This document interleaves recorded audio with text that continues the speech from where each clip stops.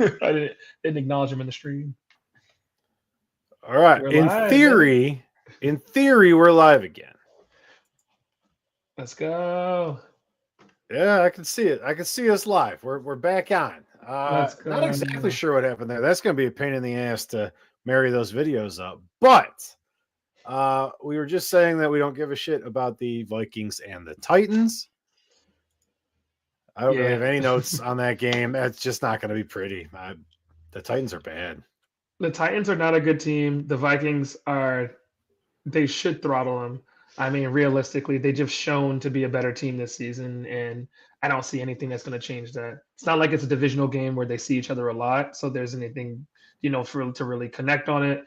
And the Titans are just who the Titans going to draft. That's the only thing I can think of is who the Titans going to draft or who they're going to trade to try to get some to trade back for, because that's really the They've only got thing that's worth looking at. they've got a lot of holes. I mean, pretty much the only thing you don't have to address. Well, the last thing you should address is running back. You have pieces there. You can make that work. Everything else is kind of up in the air. But, man, now I lost Sean again. We are having some technical difficulties today, team. Colts and the Jets. God, I hope Sean can hear me because what I'm about to say, I don't know if Aaron Rodgers is a top 3 quarterback in this game. Obviously, he'll start for the Jets. I think we're going to get more comeback player of the year type performance out of the Colts. Not super excited to watch this game. However, I think this game has a lot of importance for both of these teams. So while it might not be the best game in the time slot, the Colts need this bad. They really need to start firming up who they are outside of JTT. Obviously, your quarterback's hurt. So, there's a little bit of takeaway there where it's like, all right, this isn't our squad. This isn't our guys. But the wide receivers suck. The defense has been pretty suspect. And then the other side of the ball, oh, hey, Sean. The Jets are bad. The Jets are a really bad football team. And I'm not sure why. On paper, they look fine, right? My thoughts on Aaron Rodgers. But Aaron Rodgers is still an NFL quarterback in this league. I would rather have Aaron Rodgers as my quarterback than some of the guys other teams are rolling out. That's not the issue. He is playing like shit, but the wide receivers are inconsistent. The running backs, through no fault of their own, it just seems like they can't be trusted by the offense. You're not just going to hand Breece Hall the ball 30 times a game and let him run it down their throat. It's like they don't trust him to do that. And you see when he gets higher up in carries, he can put up yards. He can wear down a defense. I don't know if it's just because there's no passing game to speak of or because the tight ends are bad. But this Jets team, who they were against the Cardinals is who they are. That is the Jets. And unless they turn that around, the season's over. I agree with you. The biggest issue for me too is definitely the inconsistency in play. But my big thing is this. So I think Aaron Rodgers, you're 100%. He is an NFL quarterback. He has a job to do, and he's been shown to be able to do that job in historically, which is why he's still playing in the NFL at an older age. But on top of that, this team is still trying to build around him, i.e., getting him pieces to be able to perform at the highest level. But I will say this: he targeted Devontae 13 times. Garrett Wilson 6, Breece Hall 4. No one else saw more than 2 targets for the rest of that game. Quarterback throws 35 times for only 151 yards. That's a problem. And he got sacked 3 times for 23 yards. That's a problem, right? You only have 17 carries in a game. What this tells me is that he's not hitting the receivers just as much as the receivers aren't catching the ball, because this just seems like a bunch of 3 and outs. And I went to this game, by the way, and it was a bunch of 3 and outs. They just could not get any rhythm. The Jets had no movement on the field. Their energy didn't seem great, and you could tell after the Cardinals scored the first 2 touchdowns and they only got 2 field goals. You could see that the energy on their sideline was just like, here we go again. And then you see a 3 and out, boom, punt. Another 3-and-out, boom, punt. Oh, the Jets get a couple yards down the field. Never mind, it's a punt. And it's like they just don't seem like a team who is able to move the ball down the field consistently. They either do it well in one instance and then do it terribly in another instance, or they're just not. It is 100% going to be a game. I feel like of punts and turnovers. I can see Aaron Rodgers throwing some picks. I can see some fumbles on both sides of the ball. I see Joe Flacco again doing his thing and looking like that comeback player of the year. But I mean, realistically, I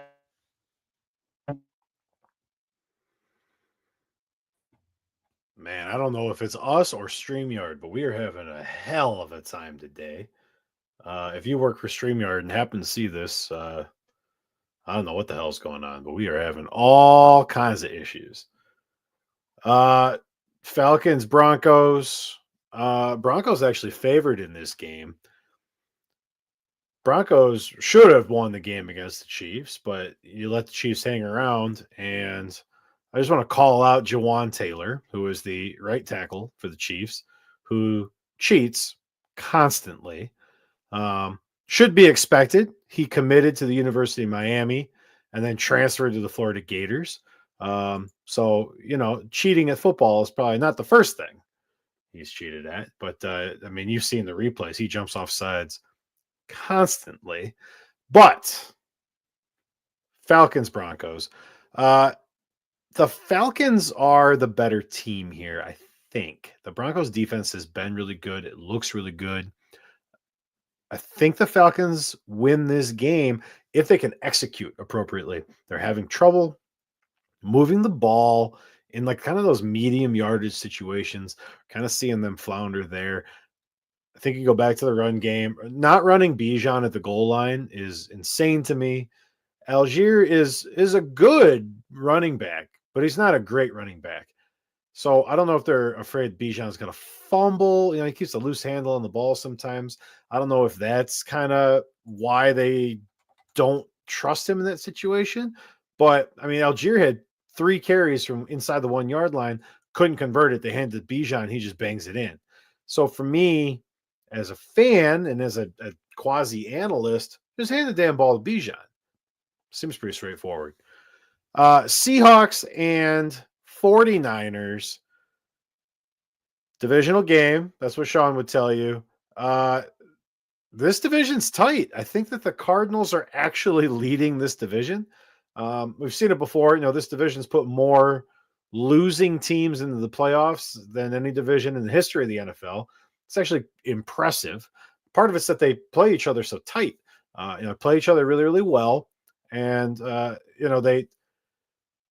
no team can really get that momentum going. Ends up being cold in San Francisco quite a bit, especially come this time of year. So, the Seahawks will be prepared for that, but don't count out weather being an issue. Santa Clara is Southern California, but Levi Stadium is like up in the mountains. Levi Stadium gets cold, it gets windy. So, if you mix in weird weather with a divisional game with 2 teams that at least on paper are somewhat evenly matched, CMC coming back really tips the scale. I think for the Niners, just because it kind of hides a lot of what they're missing at wide receiver. They essentially have like Michael Crabtree and the guy who got shot. I feel like that's who's playing at this point. I know Crabtree doesn't play anymore, but number 15, was it Johnson? Every time he goes up the ball, all I can think is Michael Crabtree. So I mean, this team's decimated, but CMC is essentially Jennings, Jawan Jennings, yeah, Jennings. Yeah. So I mean, give me the Niners here close, but man, I'll be rooting for the Hawks. I just want the chaos out west. Honestly, if I was a betting man, I'd bet on the Niners. But I believe in the Seahawks. I just feel like it's a divisional game is always a tough one. And I want the Seahawks to get to that next point. It is a tight division already, so I would love to see them, really get over that hurdle. Never been a big fan of the Niners, and just watching watching the inconsistent play and then squeak out a win here against the Bucks, just it doesn't give me any of that energy that the Niners have given me in the previous couple years, where you're like, oh, this team right here is that team. Like, these guys are serious. They're going to be a real contender. Just doesn't seem like this is that type of year for them. And again, yeah, the injuries are a huge part of that. But it wasn't like their running back play really fell off with CMC going out, because what that proves to me is that they still had a really good offensive line. But what I'm seeing now is really their wide receivers. Like, Ayuk wanting a bunch of money. Well, maybe he wanted a bunch of money because he was like, yeah, I ain't going to have the type of year that I had last year, so I need to get my money now. Maybe that was part of the reason why. We don't know that, because suddenly all the receivers get injured. Suddenly we see that receiver play fall off. And we got third and fourth string receivers in here, and it just doesn't look like the Niners team that we expected to see this year. So I bet on the Niners again, having their number one guy back at both running back and wide receiver, running back and receiver, not wide receiver, but receiver, opens up a lot more options for you as far as who you can get the ball to. Brock Purdy feels comfortable with him. 6 receptions on 7 targets last week. So he accounted for 20 touches, 19 touches with only 13 carries for him coming back. But those 13 carries netted him 39 yards. So again, he's the guy that Brock Purdy wants to get the ball to. The Seahawks have to stop Brock Purdy from getting the ball to him. That's what it comes down to. This next one, probably the game of the week. I don't think it's going to be the most entertaining game of the week, but it's definitely the one, either this one or Ravens Steelers. It has the most impact on what happens the rest of the year. Chiefs and Bills in Buffalo. I think this might be the last real chance the Chiefs have to lose. Eventually, they're going to not be a team that almost loses to the Broncos. Eventually, they're not going to be a team where Mahomes sucks. Kelsey's rounded into form. The running game with Hunt is rounding into form. The defense has been there all year. If the Bills don't beat them here, I don't know who does. Bills 2.5-point favorite at home. They've also looked better as of late. I honestly don't think I'll be betting this game. Give me the Bills at home for pick'em, but I think the Chiefs are undeniable at this point. Like I don't. They will find a way to beat the Bills. It'll be Josh Allen running for a touchdown and he gets blasted at the 1 and fumbles, and that'll end the game. Something insane. Something ridiculous. Doesn't make sense. Josh Allen gets sacked, fumbles, ball picked up, rushed it back for a touchdown, game ends. Yeah. Something stupid. Yeah. Like he's taking the knee to kick a game-winning field goal and the drops the snap. Like just something's gonna happen. So here's the reason why I think this game means a lot more for the Bills than it does for the Chiefs. They got their perfect season. The perfect season is irrelevant. It doesn't matter at all. I'll tell you right now. The perfect season is not something that a team really should care to strive for. They should be care to strive for to win the games that they have the opportunity to win. If you're a 2-loss Bills team, as long as you win out the rest of your season, which they have a damn sure good chance of doing, playing the Panthers, Raiders, Chargers, Browns, Texans. That's how the end of their season looks after this Bills game. So realistically, the Steelers could steal one from them. The Texans could steal one from them, and then you've got maybe a Chargers team, but probably not, and maybe a Broncos team at the end of the season, probably not. If the Chiefs win this game, they are the number 1 seed in the AFC, no matter what. They will have that bye. There is no one taking that away from them. If they lose this game, they still are favored to be that number 1 seed. But the Bills lose this game, then they might fall behind the Ravens to the 3. And so that could matter a lot more when you're looking at your playoff positions as to who's going to end up playing each other at home in that that divisional round game that then ends up playing potentially against whoever the Chiefs play. So that's really what I'm seeing here in this game.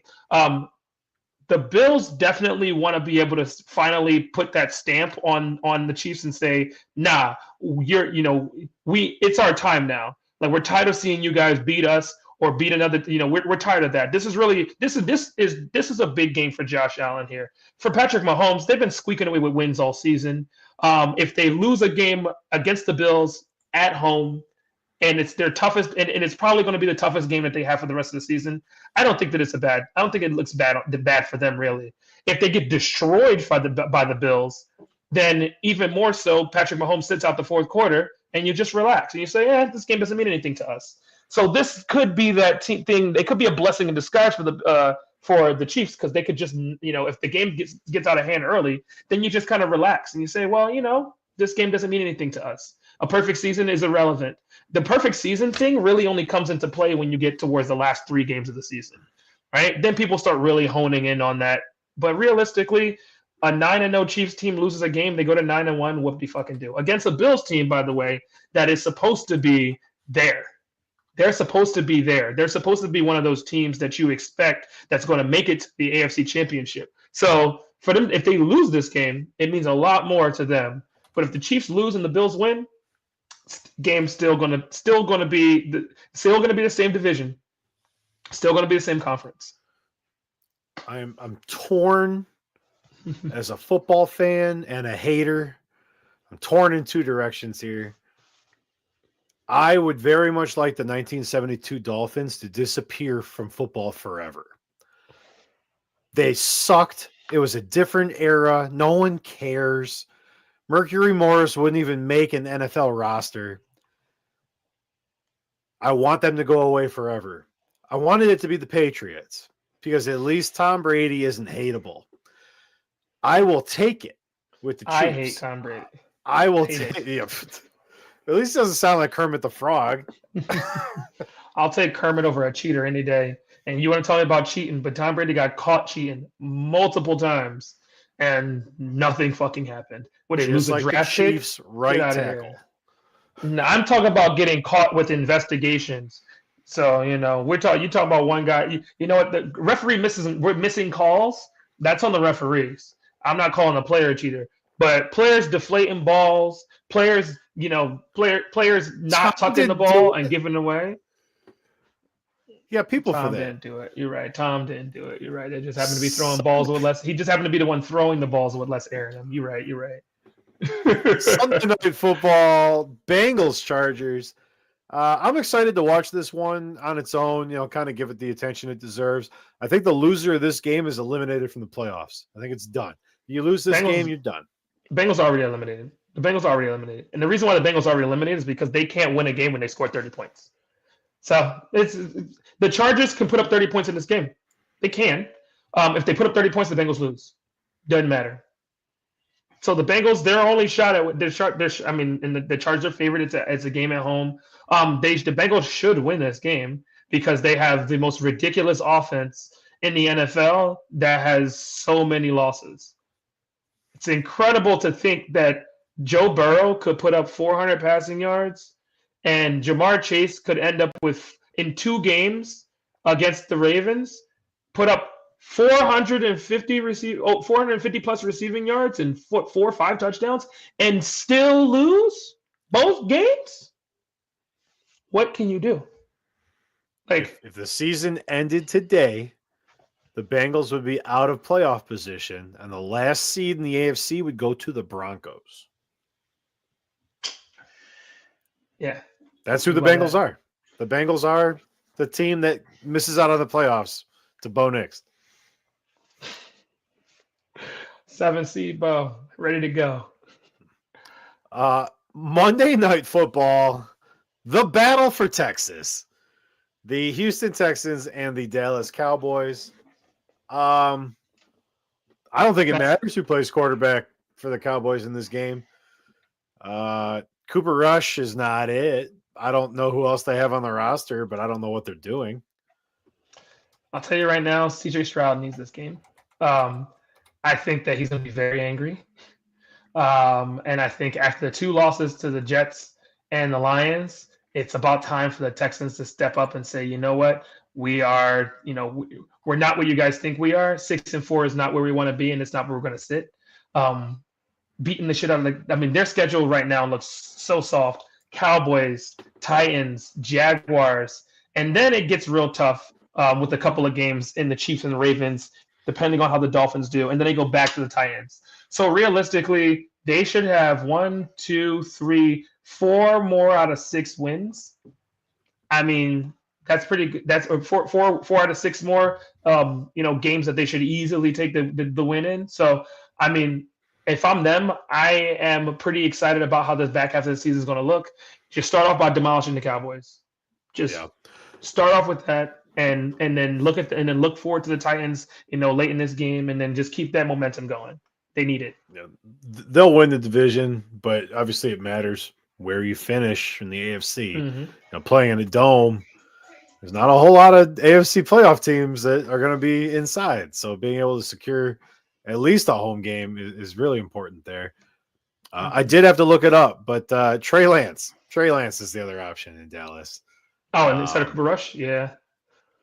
I don't think it matters, honestly. But it really doesn't. No, unless Trey Lance started doing the stupid hip motion shit, then they're like, "Oh my god, that's the second coming of Dak," which is just the third coming of Cooper Rush. I am excited for this game on Monday night because it means I get my Monday night back. I don't have to watch this. I can do it literally anything else. So I think I'm filming Dead Ball Dancing. Like, check. If you see this video, I don't know what this video is going to be called on our channel, but if you like college basketball, Dead Ball Dancing, right here on the channel, Mondays, Tuesdays. I don't know. You'll see it scheduled, and that's a fun one. This will be week 11 part 2. Yeah, I gotta actually name it up, or maybe I'll download them and marry them together. We'll see. All kinds of technical difficulties. Put a little graphic in the middle, a little animation. A hard cut dance. Do the hard cut dance. I like it. Cardinals, Panthers, Giants, Buccaneers on bye. Sean, we've somehow managed to move at still a pretty good clip here. Is there anything else that you would like to talk about this week? I do want to say, I want to make special mention. There are some teams that I'm seeing right now that I see that are on the way up. And I want to give a little shout out to the homie. The homie Billy came in to visit from Canada, Niagara, and we decided to go to the game, Cardinals-Jets game, and to see the Cardinals play like that against a Jets team that obviously you don't have any confidence in, but they have the potential to score, and to see the absolutely them in person in some great seats was an awesome thing to do. Shout out to all the people in Arizona, all the people in 602 who came out and watched the game too. Jersey Jason, Anita, Big Joe. There's a lot of people who came out and watched that game for many reasons. Some of them some of them, they're Jets fans. Some of them are Packers fans who, really still love Aaron Rodgers. So it was pretty cool to see that, see a big crew come out and kind of watch that game. And then, realistically, if you're a Giants fan, it's a wrap. Any teams that loses to the Panthers, it's a wrap. I don't know what they're gonna do in this off week, but it doesn't matter because their team is cooked. So it was bad. That was a bad game. It was a bad game. To lose to the Panthers. I mean, shout out to my guy Bryce Young, by the way. Give him some love because he was benched. And then what happened now? Comes back, wins games. So maybe he just needed a few minutes. I hope maybe he just needed a few minutes to just like a hang out. Maybe he just needed some time to really get his head clear and gotta get slapped in the face once to be good. And I mean, maybe he's back. Who's to say? There's only 2 things that are also red, more unacceptable in the NFL than Andy Dalton. The old name for the Washington football team and the uniforms that the Texans wore on Sunday. Out of here. Out of here. No more. No more. This was Yelling and Screaming. We are sorry for the IT issues, whether they're our fault or StreamYard's fault or mostly StreamYard's fault for dumping our Definitely stream. mostly StreamYard's fault. But I will work on getting my appreciate it. connection better for next week, guys. Sorry about that. I don't know what's going on here. I bought a new setup to make sure that I could give you guys my undivided attention, and StreamYard decided to shit the bed this week. So we'll work on it next week and keep trying to give you guys the best content that we can. If you haven't played Chainlink yet, that is our new sports game, chainlink.st. Chainlink. Hop on there, make your picks free to play. Unlike a lot of these sites trying to beat you out of your money, we just want your user numbers in there so that in the future we can beat you out of your money. But right now it's free. Dead Ball Dancing again, college football, a college basketball show Mondays and Tuesdays. And if you're in the Phoenix Valley or adjacent area, I mean, maybe as far away as LA, Thursday night football at the Guadalupe on Main. We'll see you there. That's for right. Squad. Phenomenal cocktails, phenomenal food, Jalisco style Mexican. I'm telling you right now, you won't regret it. It's incredible out in Mesa. Come through. 602 crowd's always there. Squad at the Guad. Shout out to Dirty Mike and the boys. Just whipping up some good eats and some good drinks and a good vibe. I realized that my camera's mirrored, so sometimes when I point at my thing here, it flips it, and I'm actually like pointing to empty space. So I am King of Lakemore everywhere you can find me. I am at KS Flash. Mine is in the same spot, right here. Thanks for joining us, Yelling and Screaming. We'll see you guys next week. Take care. Peace.